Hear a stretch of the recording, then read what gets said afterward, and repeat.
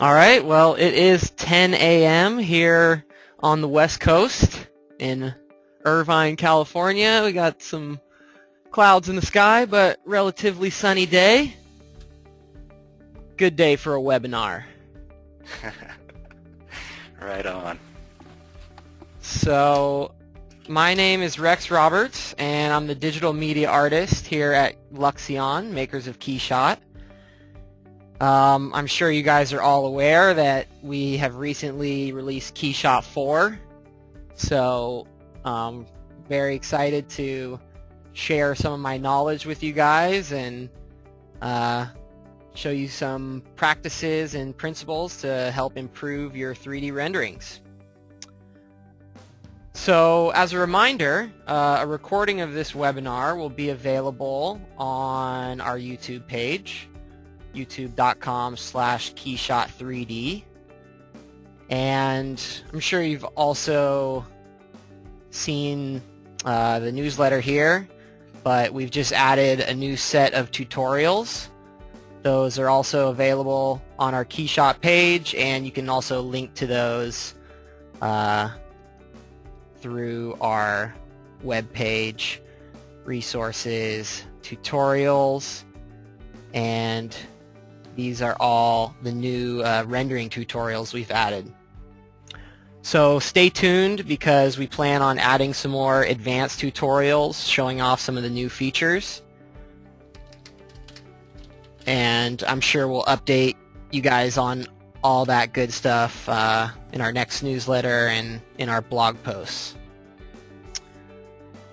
Okay, so today I'm going to talk a little bit about the basics, talk about materials, colors, environments, textures, labels, pretty much an overview of everything we have here in KeyShot 4. Demonstrate some new features, show you how they can benefit your workflow and your output, and also show you some useful techniques in Photoshop to help make your rendering stand out. So some of you may have seen this. We just finished up our challenge on GrabCAD, and this was a collaboration with the Industrial Designers Society of America and GrabCAD. So we ran this color-aided design rendering challenge. So it was all about creative use of color and creating a rendering in KeyShot using a model that was downloaded from GrabCAD. So as you can see, we have nearly 600 entries, which is awesome, and I want to thank everyone who submitted. And we can take a look at some of the entries here. And you know, there's a lot of good stuff in here, but also some room for improvement. So I'll approach this webinar as if I were planning on submitting to this contest. So hopefully I can show you guys some tips and tricks to help improve your renderings and you know, maybe your submissions to other contests like this.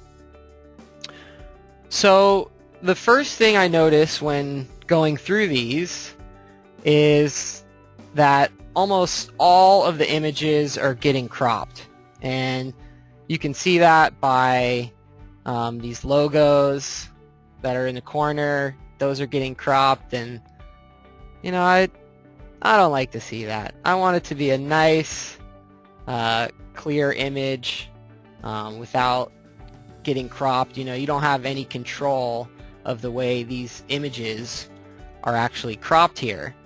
So my first advice would be to figure out the size of these thumbnails and then create your image accordingly to that.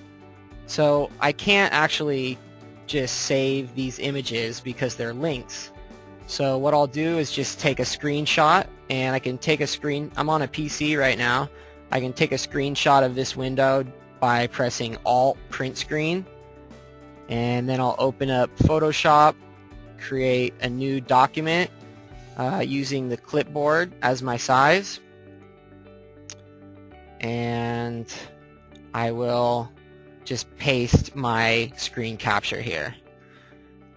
So we'll go in and crop one of these. Doesn't have to be exactly perfect, but so now we have the relative size of that thumbnail. And then I can go up to change my image size and change the dimensions to, you know, something I'm more used to seeing. So we can see here that the ratio of this image is a 1080 by 720. So don't need this anymore. You can close that and open up a new session of KeyShot.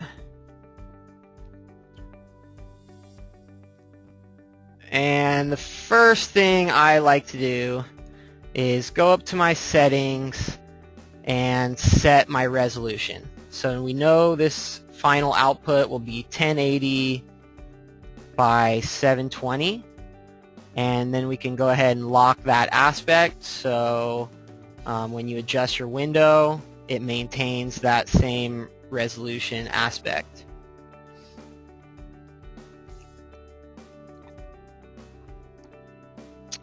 Okay, so now we have our empty scene and we need to import some geometry. So again, for this contest you needed to find some models from GrabCAD and use those in your renderings. Since this is kind of more into the basics, I figured it would be nice to use more basic shapes such as cubes and cylinders. So I was kind of brainstorming what I could do for this, and I grew up near Oakland and now I live in Long Beach, so I'm used to these port cities and seeing these, you know, massive stacks of cargo containers using, you know, variety of colors, and you often see some really cool graffiti also using colors. So I figured this would be a cool route to go to showcase kind of the creative use of color in your rendering. So I found some models on GrabCAD. Thanks to Rusty Smith for this very nice cargo shipping container. And what I look for when downloading my models is, you know, a nice level of detail. So you can see here that he definitely put some time into this, and looks like the parts are separated out, so this should be a nice model to bring into KeyShot. And then for a balance of larger forms and smaller details, I found a couple other items to place in the scene. This toxic barrel from Barstow's, and a spray paint can from Todd Abernathy. So thank you guys for posting these models up on GrabCAD. Appreciate it. So I already downloaded those. We'll close out for now and go ahead and import a model.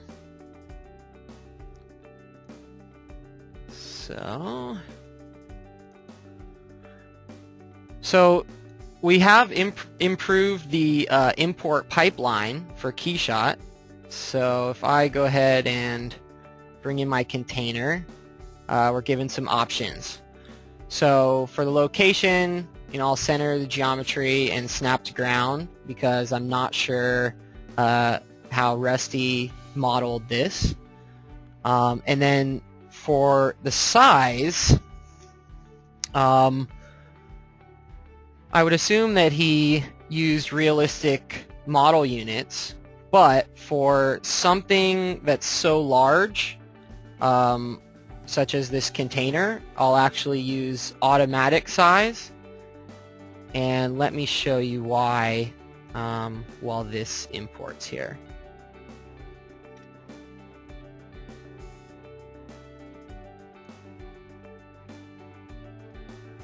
So here we have the 3 models imported into the scene. First of all, you notice that the spray can, it looks like it was not modeled to scale. So the thing we see here is some issues going on with our shadows for some of our objects. So I imported all of these with the Keep Original scale, and when you do that, KeyShot has to scale up the environment. You can see here it's really large environment and also a really large ground size. So doing that actually compromises the shadow a bit. So for a general rule of thumb, I would recommend using the automatic import when working with very large geometry, such as this container here. Okay, so then we can close out of this. And now we have our container imported into the scene.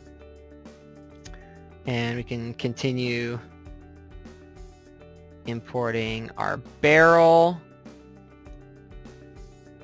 So then I'll go ahead and use the same scale as the last import, since I know that the barrel and the container were modeled with proper scale. Okay.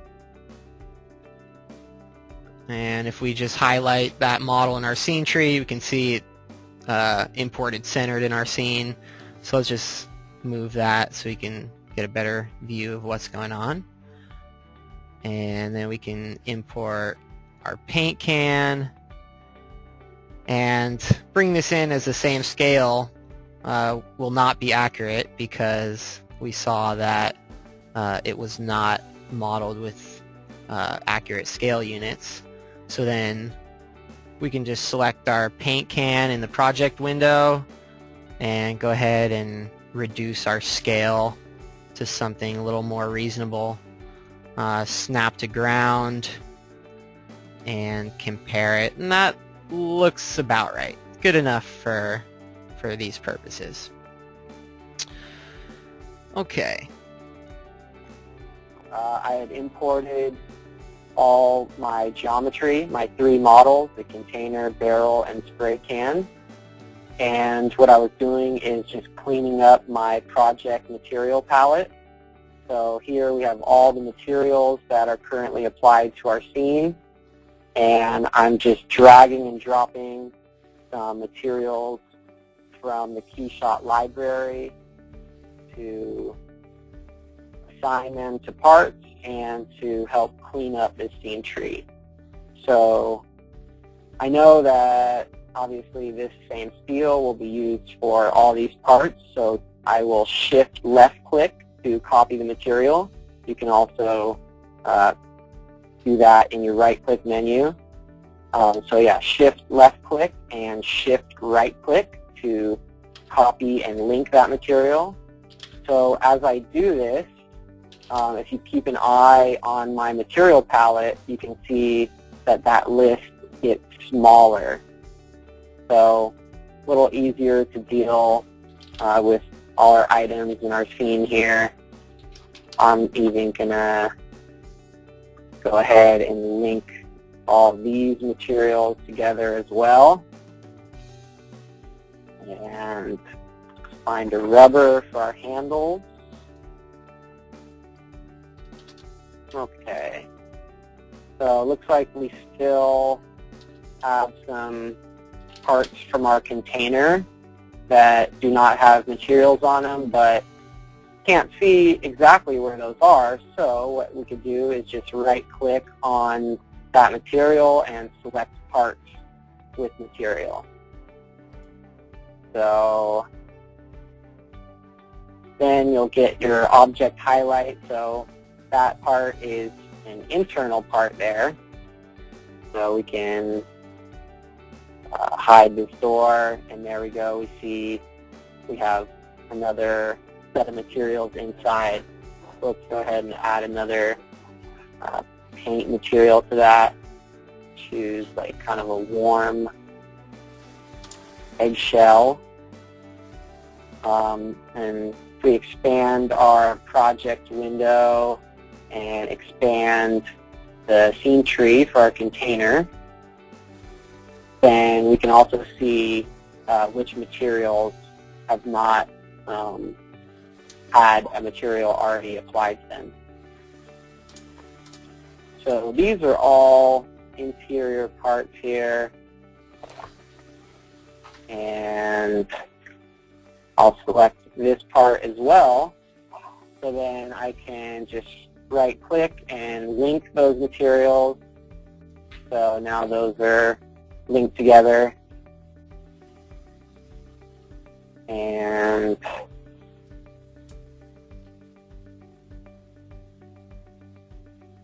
we'll have door here.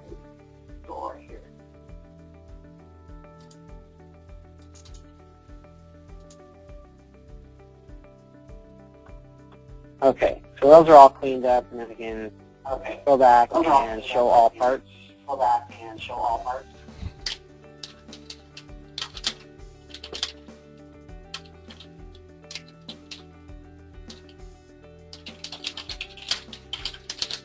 So now that we've cleaned that up for the container, I'll do the same for the barrel.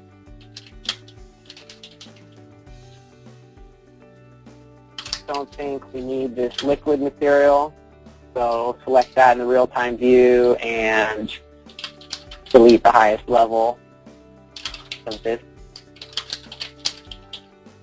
Okay, so now we have our barrel. Let's use one of our new materials for this. So this will be under miscellaneous. We have some few new materials here, a nice rusty paint. That could work well. Increase the scale on that so there's not quite as much rust. Let's bring the bump height down.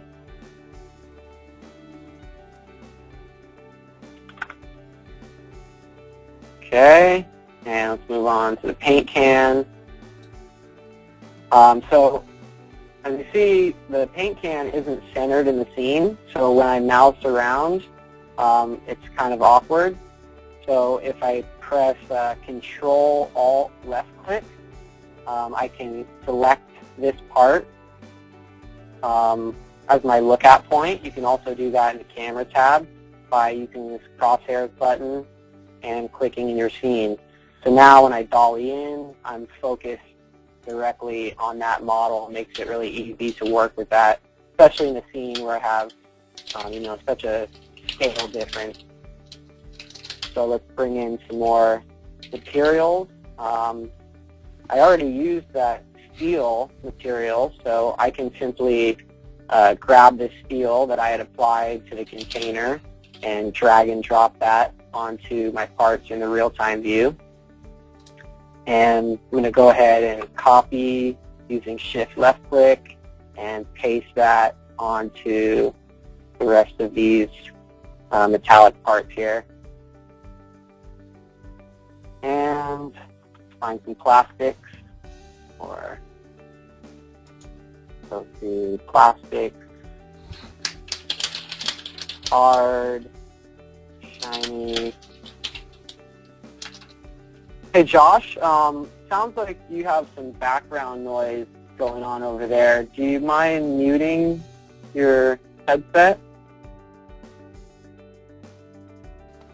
No problem. Okay. So just bring a white plastic onto the cap here.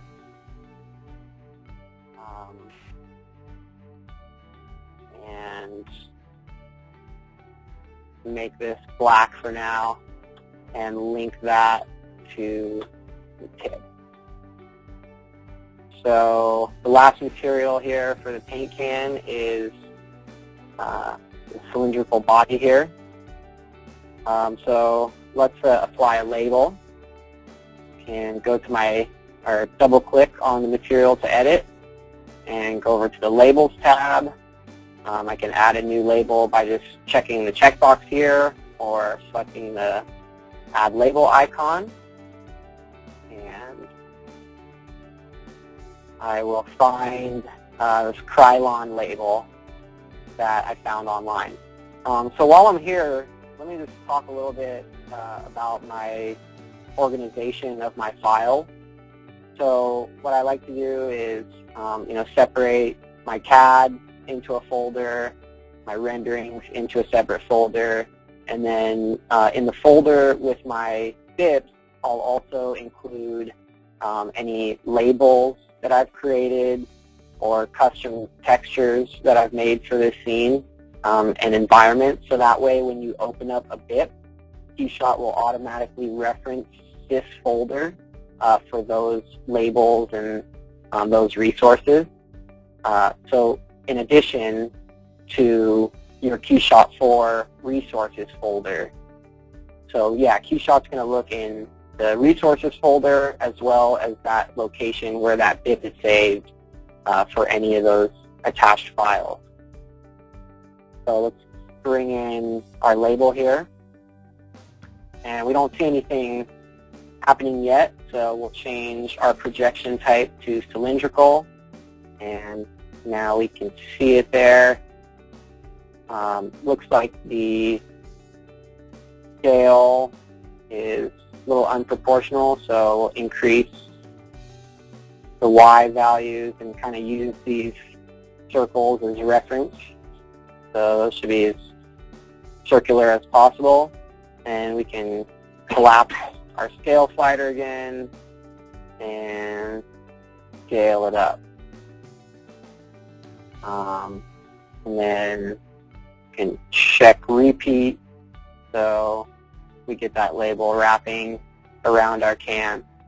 And then this would be most likely a glossy surface, although it looks like it does have some weathering there. But what I want to do is go down to my specular color and change that to white. So now you can get a little more reflectivity on that surface. And that will become more apparent when we change the environment a little later on. Okay, so now that we've applied our materials, we've cleaned up our project material palette, let's go ahead and save. Always a good idea to save as often as possible.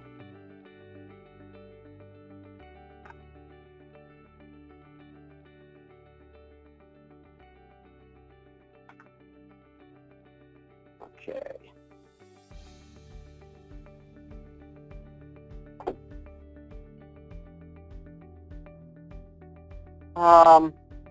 Okay, let's add a little texture to our container here because it's looking a little bland. So we'll go over to our textures library and look for something just to add some noise or some weathering.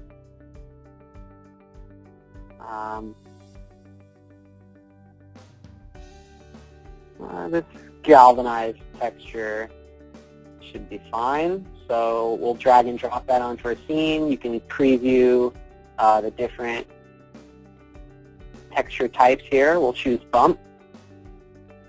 Double click on that material to edit and go over to our texture.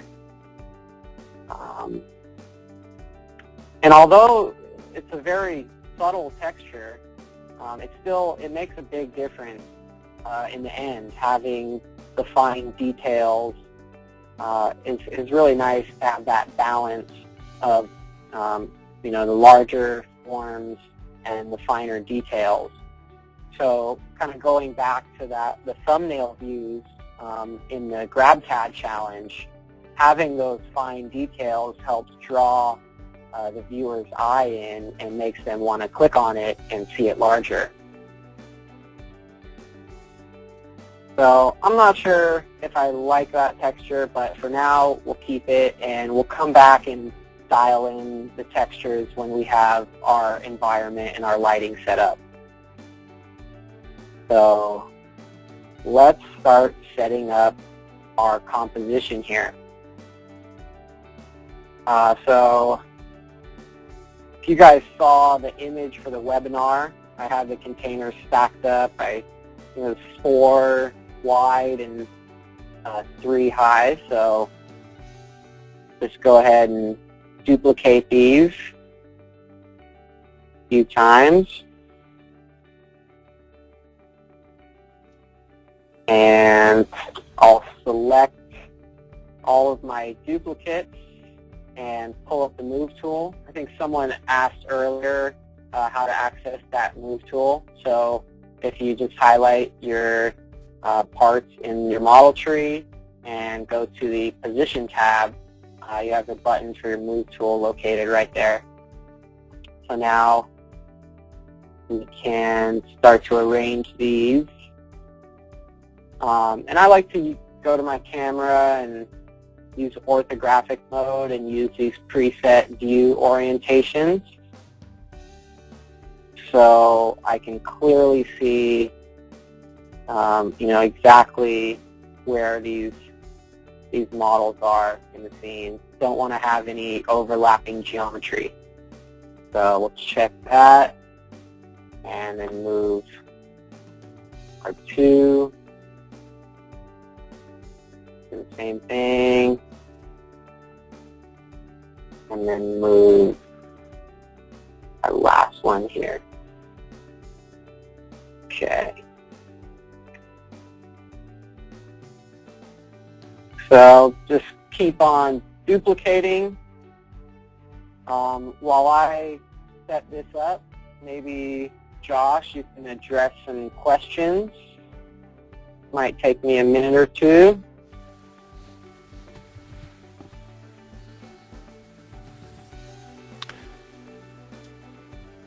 All right. Let's see here. There was one question about if I have a model in Rhino 5, can I bring it into KeyShot and keep the changes I make in KeyShot? We do have live linking for Rhino, SolidWorks, and Creo at the moment. So when you make a change in your model in one of those software packages, using the plugin, you can update the model in KeyShot without losing any changes that you've made in KeyShot.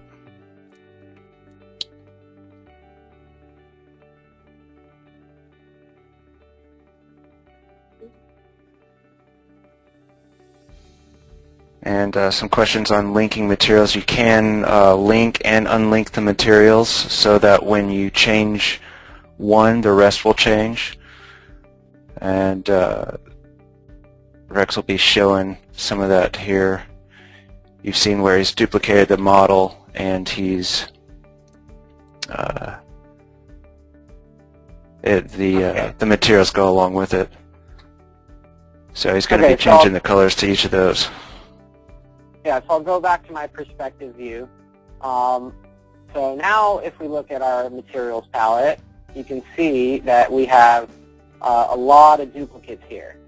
So when you duplicate a model, it does not link those materials together because oftentimes, when you're duplicating a model, it will be for the purposes of color studies where you'd want to see different colors and you don't want those materials to be linked. However, you can always just go into your project materials palette, and I know that these rubber handles are going to be the same color and material for all of our containers. So then I'll just multi-select by using Shift-click and then go ahead and link all those materials. So that quickly cleans it up and organizes your material palette better there. And do the same for steel. And also for that interior paint. So I can double click on my material here and change this to container interior. Okay. All right, so let's see, what do I want to do next? In the image I'd created for the newsletter, I had one of these doors that was open. So why don't we go ahead and tackle that? So I'm just going to look at this container by pressing Control-Alt right-click so I can zoom in there to see what's going on. And instead of actually physically using the Move tool to move this door or to rotate the door, what I want to do is just add a simple animation so that I can easily just toggle the opening and closing of that door, and it'll be a lot easier to specify how much I want it to be open. So there was not an axle here for this hinge. It's just a two-part hinge. So what I'll do is just import a cylinder and place that as my pivot point. So if we go to our KeyShot 4 resources folder, under models, you'll find cylinder.obj. Import that to our scene. Find it in our scene tree here, and we'll use the Move tool to then position that cylinder where that hinge is located. And that's real small, so increase the scale and see what's going on a little better.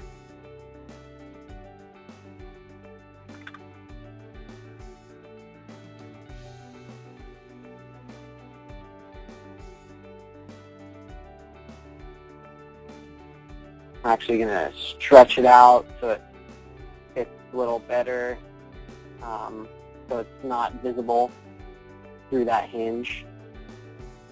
So scale non-proportionally in the y-axis, and then scale the whole thing down proportionally.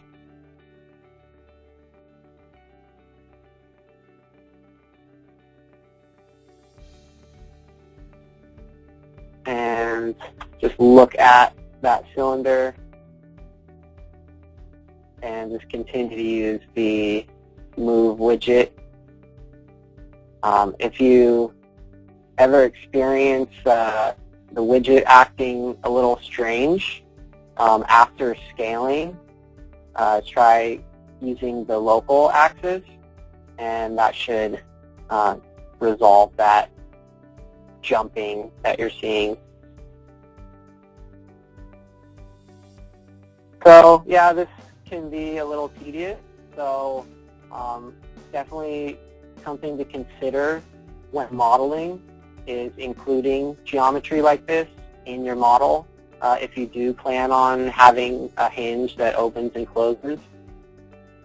And then I'm going to just go back to my orthographic mode and my preset view orientations to line up my cylinder.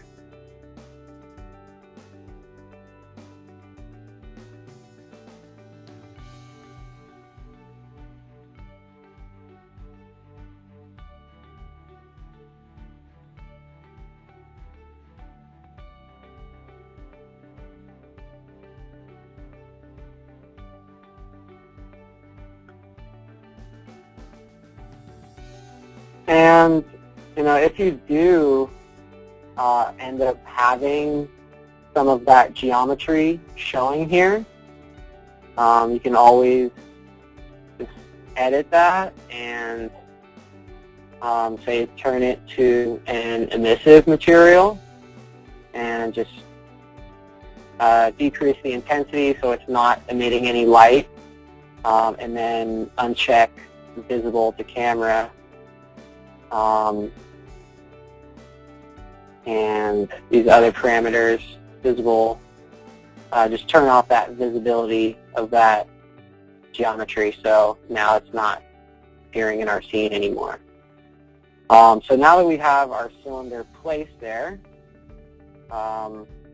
we can use that as our pivot point for our animation. So I'll start just with these, or let's see, it looks like this entire left door is one part, so go ahead and add a rotation, and then I can go down to my animation properties and choose the cylinder as my pivot point.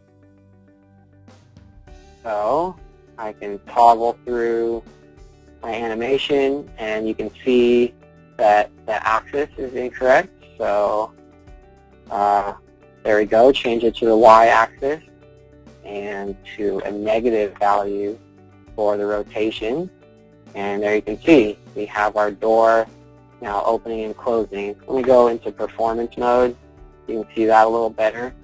You can always go into performance mode by Alt-P, and that disables some of your shadows just to speed up the process a little bit. So now we can position this door a lot easier, and then we don't actually have to move that part. So let me copy this animation and paste the animation to my door pole.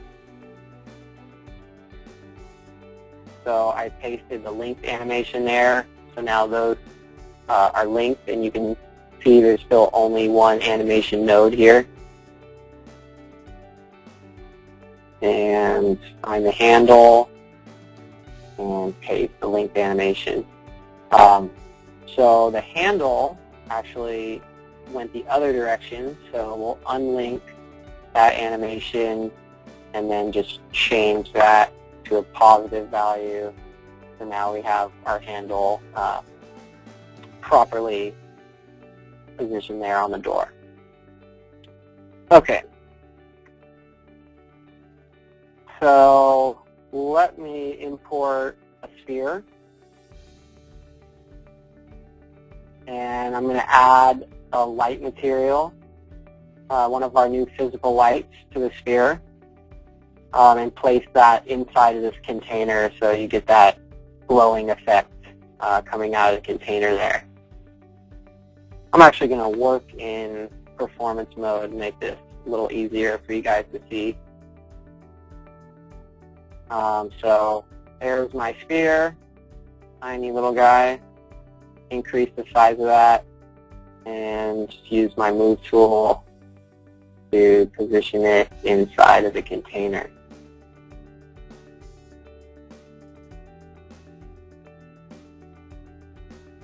So when working with the physical lights, I find that you get the best quality light from the most basic shapes. So a disc, circular disc, would be the most basic shape, and that gives the best quality light, and then a sphere would be next on that list. So I will edit this material and change it to area light diffuse.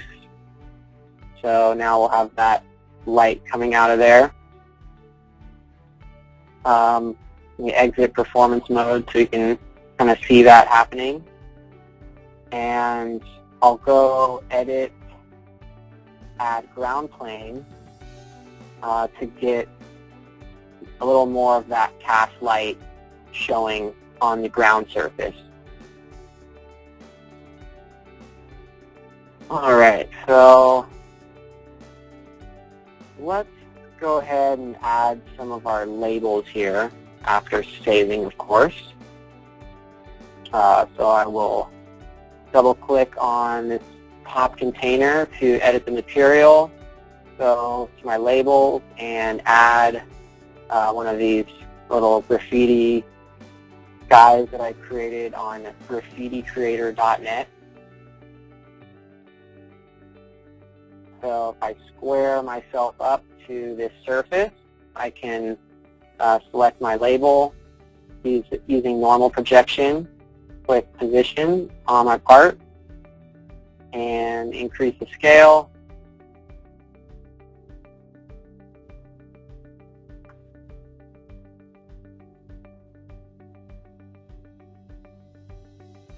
Probably go a little larger. So you can see it jumps around there, and that's because the mouse is following the contours of the container. If you can't quite position it with your mouse exactly where you want, you can always use the shift sliders to fine-tune that.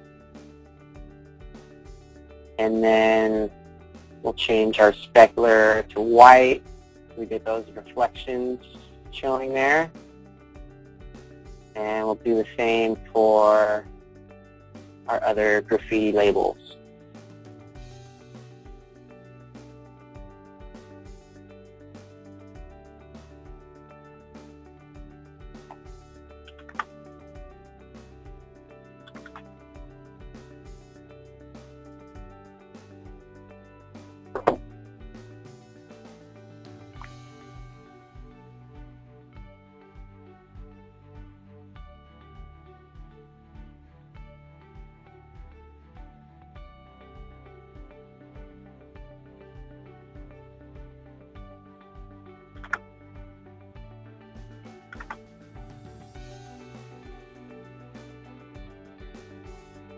And I want this KeyShot to be a little taller, so we can always just expand our scale sliders and adjust the X and Y values independently.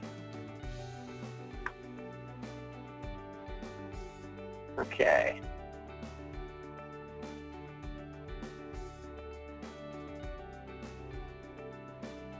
And I also created a stencil, a little KeyShot stencil in Photoshop.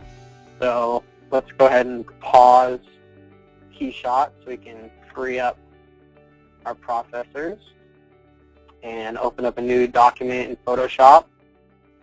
I'm going to make this 2000 by 2000 pixels at 300 dpi.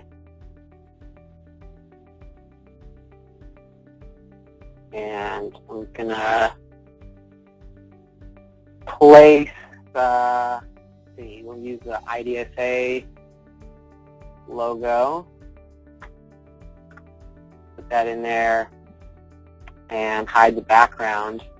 And then what I'm going to do is create a custom brush using this logo.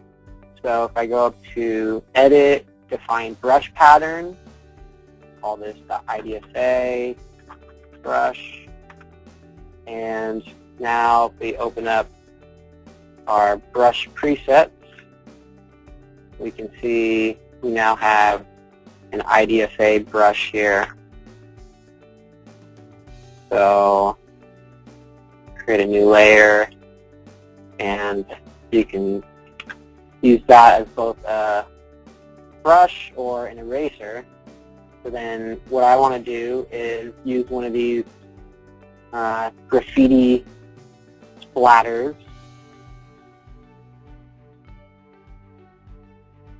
and then use the IDFA logo. We'll give it some angle, decrease the size, and use our eraser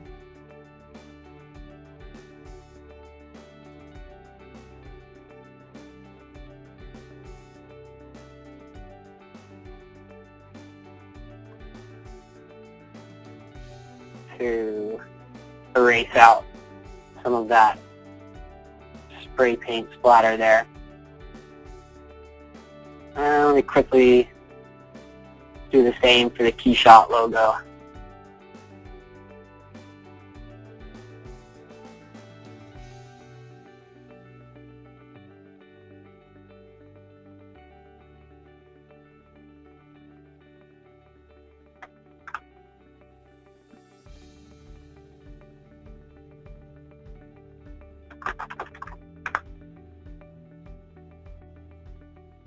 Okay.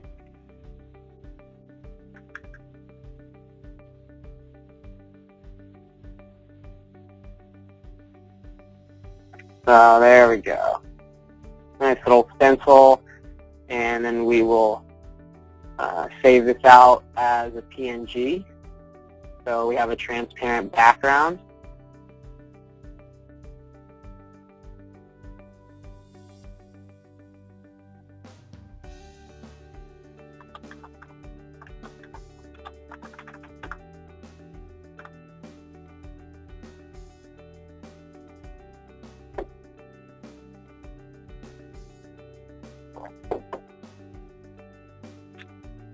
Okay, go back over to KeyShot, unpause, and let's put it on our barrel here. Double click to edit the material, and again, add a label, our stencil.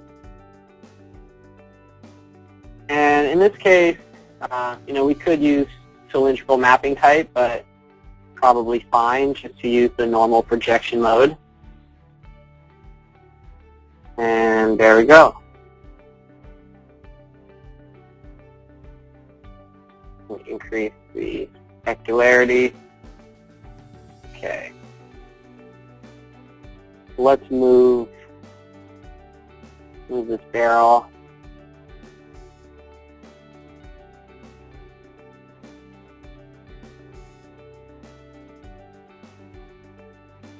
Over here and move our paint cans a little closer to our graffiti action.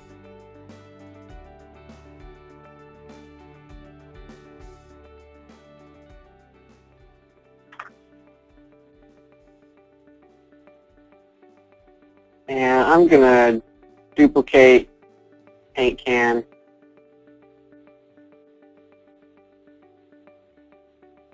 and lay this one down on its side.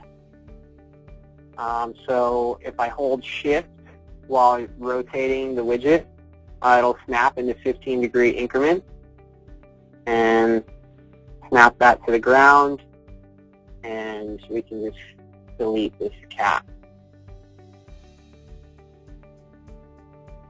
Okay. So now that we have our scene pretty much set up, let's go ahead and add an environment.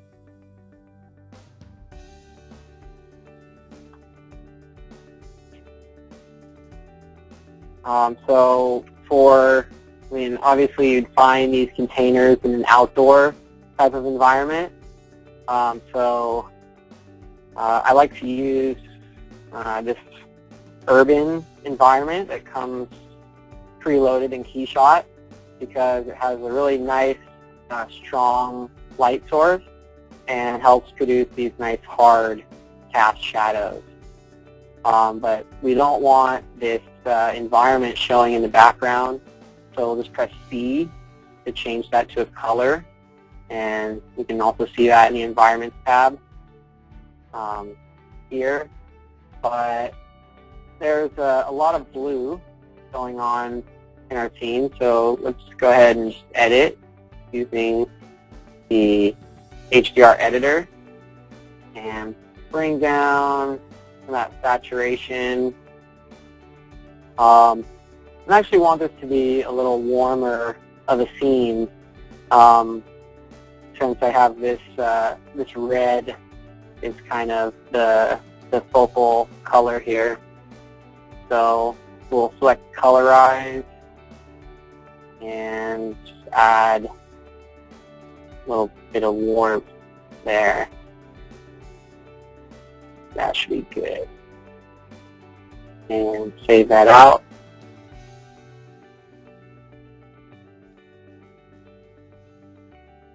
In the same folder with my BIP, so KeyShot knows to reference it.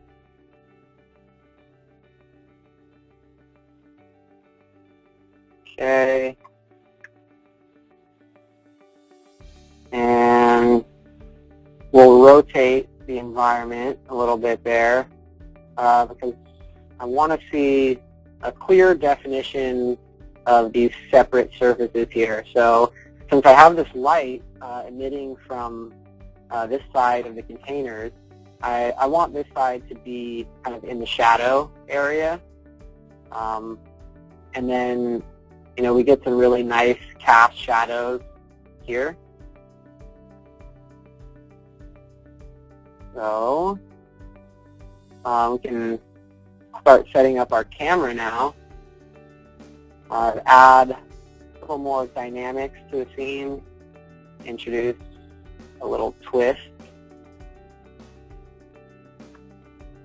And looks like we need to increase our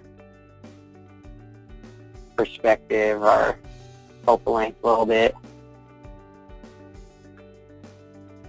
So when setting up this view, there's a few things to think about. You could always try using the grid and the rule of thirds. So what this says is that at each of these intersection points of this thirds grid is kind of the most dynamic points of your scene. So if you have like a focal point, you may want to try and center it on that intersection. But for this case, what I'm looking for is just like some dynamic interest with leading the viewer's eye around the scene. So in the States, we read left to right. So I have this shadow kind of being clipped off the edge here. So this will be a point that kind of draws the viewer's eye in, especially with this light coming out here. So this area will kind of be the focal point. And then we also have some interesting stuff going on here. So this will kind of create this constant eye movement around the scene. And then the same issue with clipping those thumbnails before. You want to make sure you get a consistent kind of distance from the edge unless you're intentionally using that border to clip your image. So that looks good there. We'll bring the twist down just a little and then go ahead and add a camera. We can also add a view set, which will then save our environment settings as well as our camera settings, all of this view set.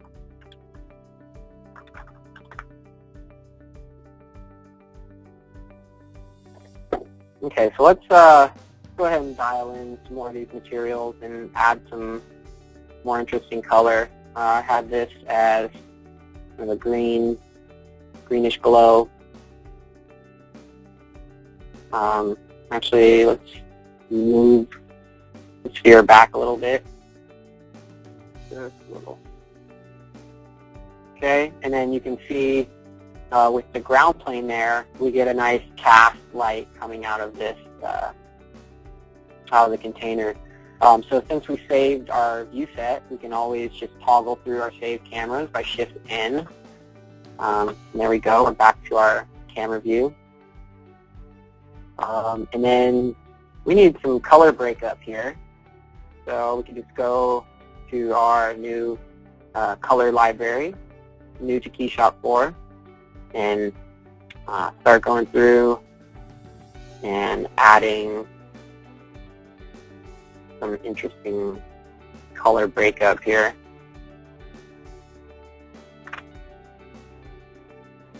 So you just drag and drop these color swatches onto your parts just like you would with materials.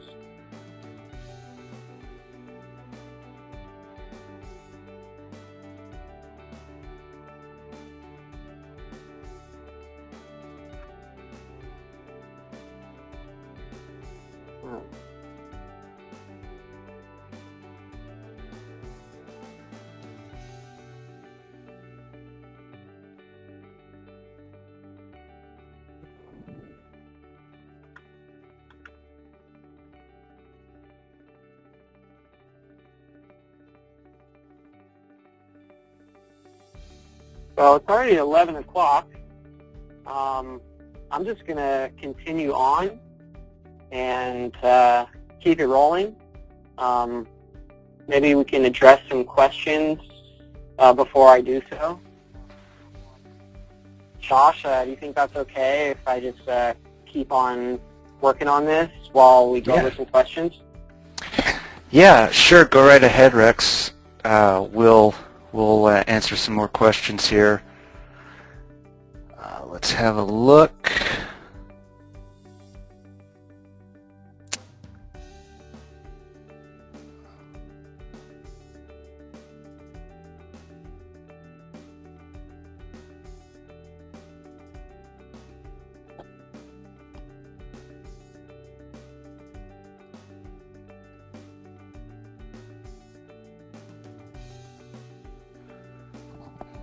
Alright, we're taking care of a lot of them here in the question and answer pane. Let's see. There's been a few questions on performance mode. You can use Alt-P, of course, to turn on performance mode. That'll turn off shadows. Rex mentioned that a little earlier.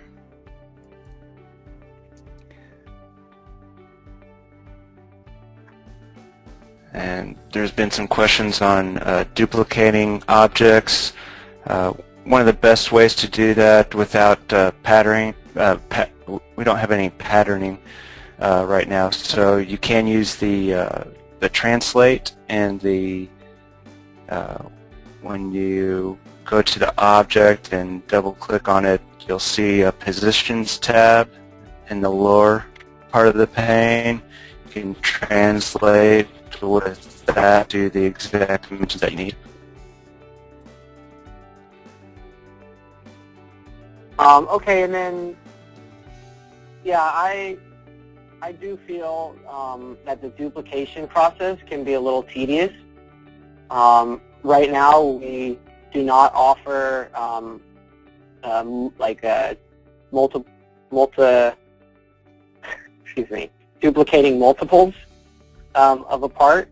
So I found a workaround to that.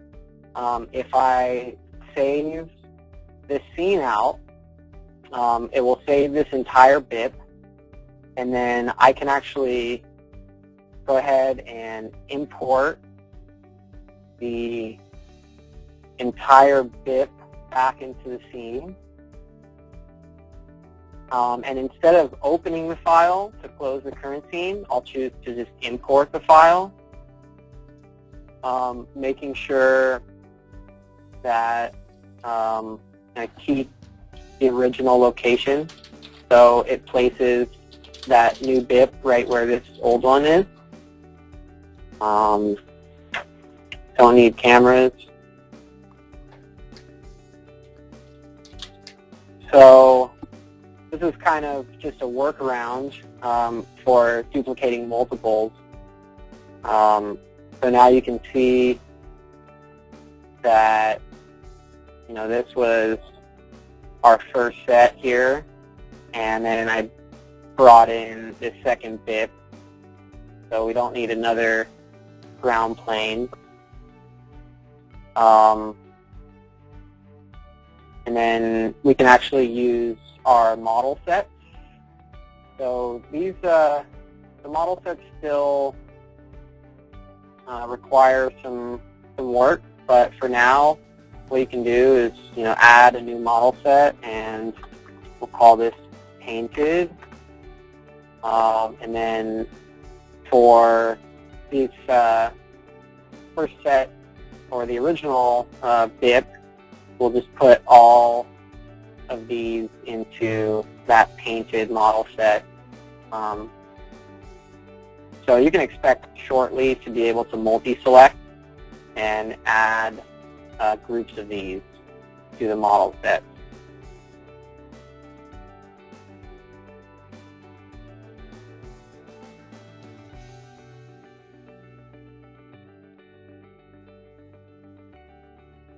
So if you guys, you know, ever encounter something like this where you can't select multiples and it's slowing down your workflow, please submit a request to support@Luxion, and we can go ahead and file that as a feature request, so we can help you guys out, help speed up the workflow.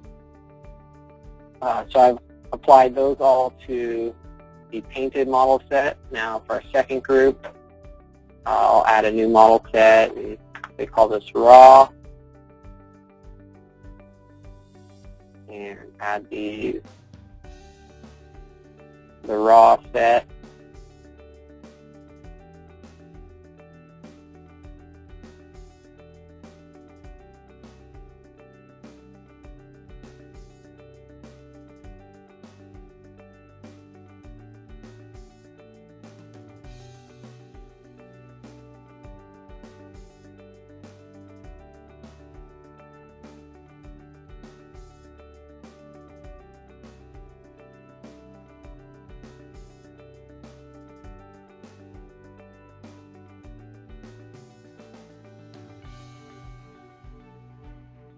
Okay, so now that we have added all our parts to our two different model sets, we can use Shift-M to toggle through our sets. And actually, these guys came in at the wrong scale. So you can see, it looks like since I changed the size of the paint can, it might have thrown things off a bit. But we can just reference the scale of the original bit, so 0.0077. And then, if we were to change this to 0.0077, then it's going to be the same scale as the original.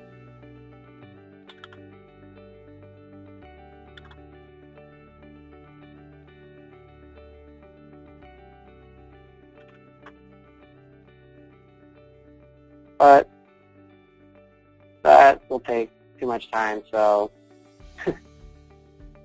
we'll ignore that for now. And go back to our original scene, to our camera view. And if I have more time, I'd like to go ahead and apply some more textures here to create some more of that visual interest and that level of detail. But just to get this rolling, go ahead and move on and start talking about output.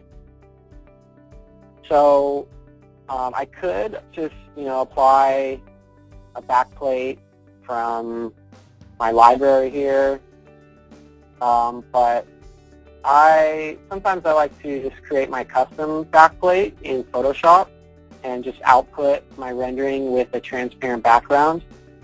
So I'm going to do that and go back to showing color and go back to my camera view.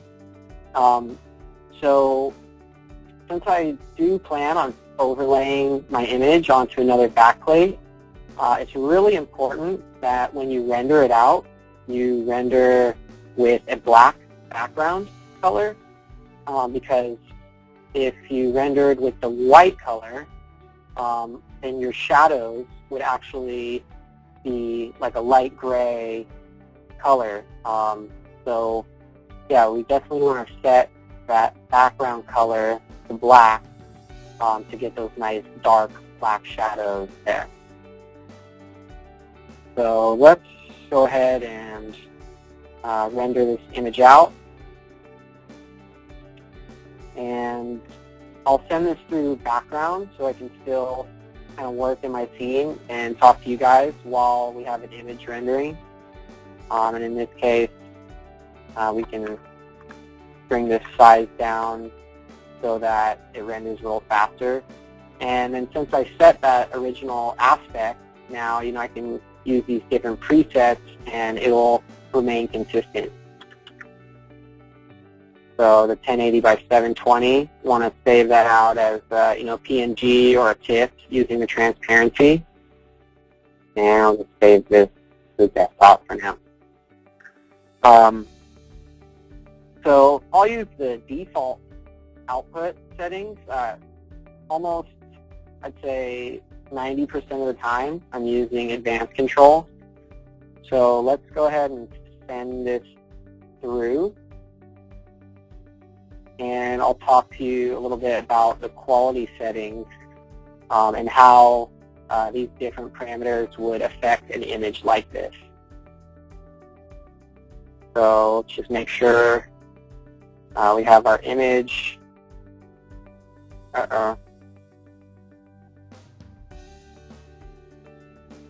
So yeah, we have a little issue with the scale. That's why we're seeing a real bright light here. So we'll stop that. And then we could actually send this through at maximum samples to really recreate this image that we're seeing on the screen. So using maximum samples, we'll just take this same image in your real-time view and then calculate it however many times you're setting your sample to. So I'll just send this through for now.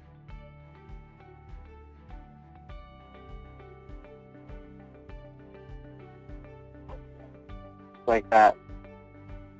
Diffuse light is giving us some issues. So anyways, let me talk about some of these output settings in the advanced control and how they would relate to this scene here. For the samples, this would be related to rough or textured materials. So if we had like a real rough texture applied to this, and we want to see very fine detail, we want to increase our samples.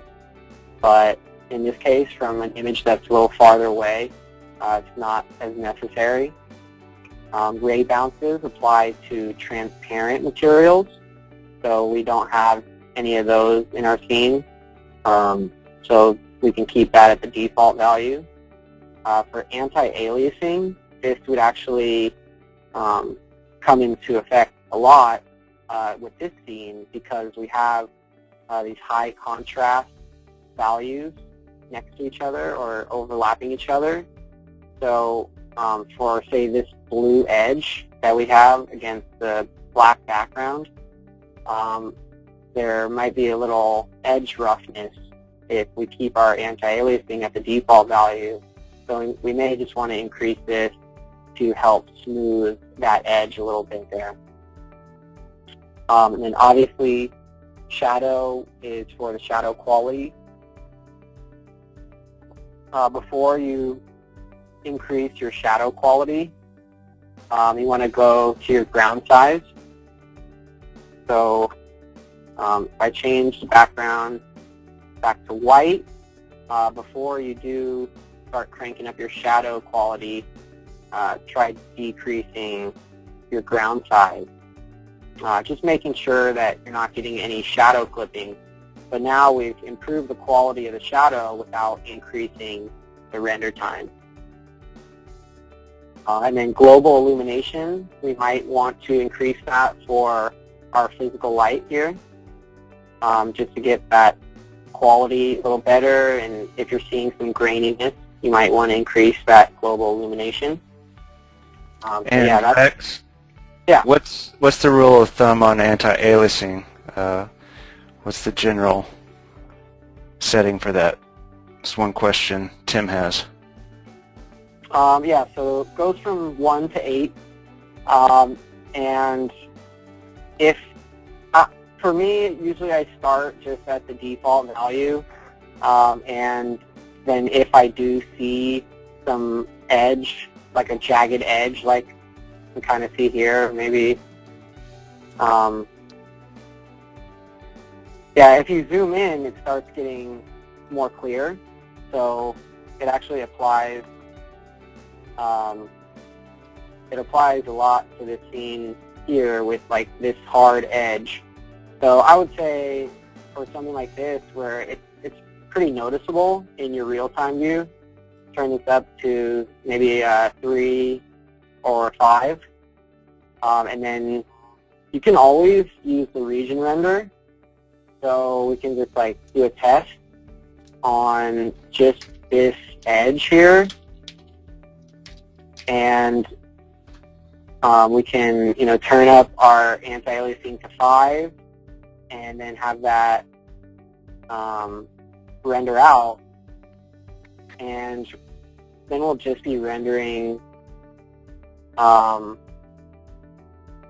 this one region.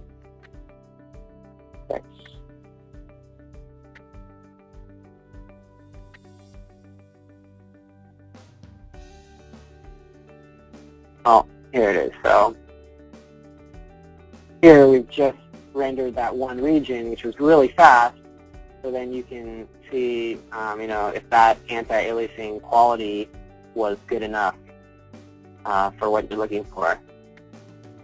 And then as you increase your image resolution, that anti-aliasing will essentially have less of an effect because with the increase in resolution, it's a better quality image and the pixels are packed tighter.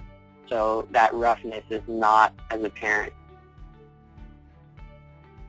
So turn off our region and see what we can do to solve this light issue that we're seeing here. We may just need to decrease the intensity, or we can make this an emissive instead. Go back to our camera and change the background color black. So you can see with the emissive, you're not quite getting that cast light effect that the area diffuse light is. But let's try and render this out.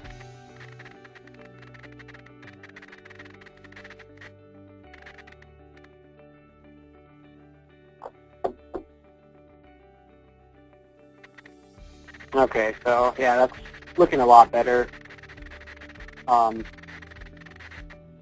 Yeah, like I said, the scale of bringing in that second dip, that kind of confused KeyShot and with the intensity and the power of that light. So, okay, 23 seconds, not bad. So then let's just bring that into Photoshop.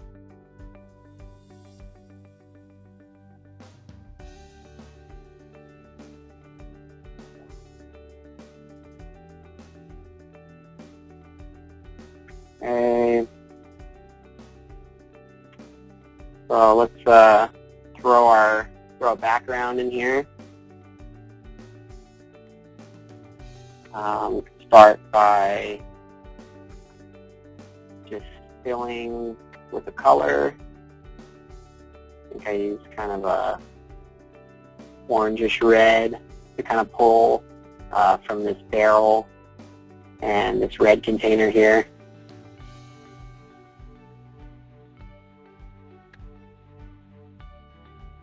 And we're missing our ground shadow, aren't we?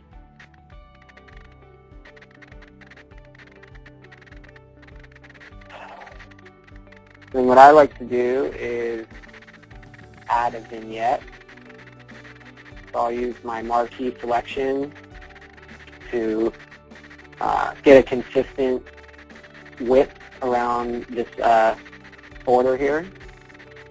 And then I can refine my edge and feather that.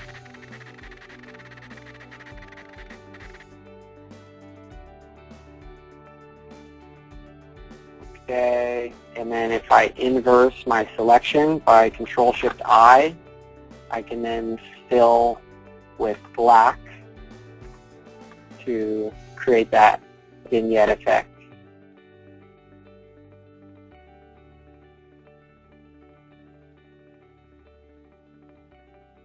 really looks strange without our shadow there. So here, this is a good example of where you want to increase your anti-aliasing. And since I outputted this as just 1080 by 720, you can see as I zoom in, we're at 200%, and that the image quality degrades a bit there. So yeah, I recommend pretty much rendering at, say, 1920 by 1080 as kind of your minimum size. But for these purposes, just want to speed things up and output as a little smaller image.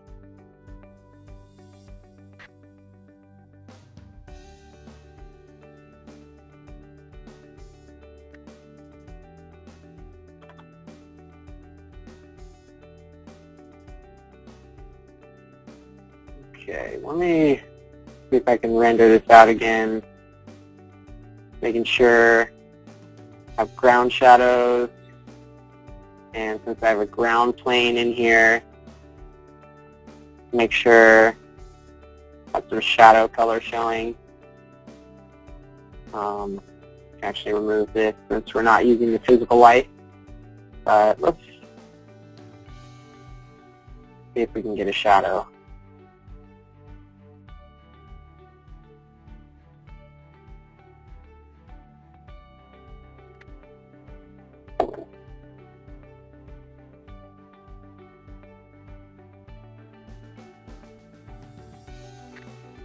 So it looks like we still have 170 attendees. Glad to see you guys are willing to stick around. I apologize for that audio interruption earlier. So let's see if we got our shadow here. There we go. Okay, so we'll place that. We can delete the original. So here, this is what I was talking about with the ground plane. So I decreased the size of the ground plane to help improve that shadow quality, but then you can see some of this shadow clipping going on here. So this is pretty easy. Just I can select my content of this layer by pressing Control and left click. And this is light enough that it won't actually select that. So then, since I have this highlighted, I can then inverse my selection and come in here with a soft eraser, rasterize this layer, change my brush to a soft eraser, decrease the size, and then I can just come in and erase out that hard edge there.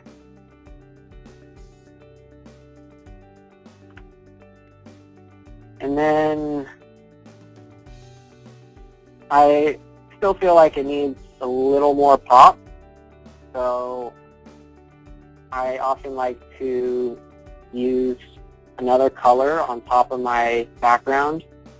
So if I grab my brush and a soft brush, I'll select a color that's similar to this red value, but a little more orange. And then I can go ahead and paint over that to help kind of pop out those edges and create a little more interest with the background. So this is why I decided to create this background separately after the render, so I can see exactly how my scene is set up and then kind of custom tailor this background to my scene. So that's pretty close to the image that I have showing on the webinar. With a little more time, can add some more details and textures to our containers. Definitely would prefer to use that diffuse area light and get some cast light on the ground there. But yeah, that's pretty much it. So thank you guys all for coming in. I appreciate you guys willing to stick around for a little longer. Hopefully this benefited you guys, and if you have any questions, feel free to send them to support@Luxion. And Josh, do you have anything to add? Yeah, just want to remind everyone that we will make the webinar available along with the bit file so you can have a look at it and see all the settings. And yeah, any questions, just send them in to us. And thanks again for joining us. Everyone have a great day. All right, bye.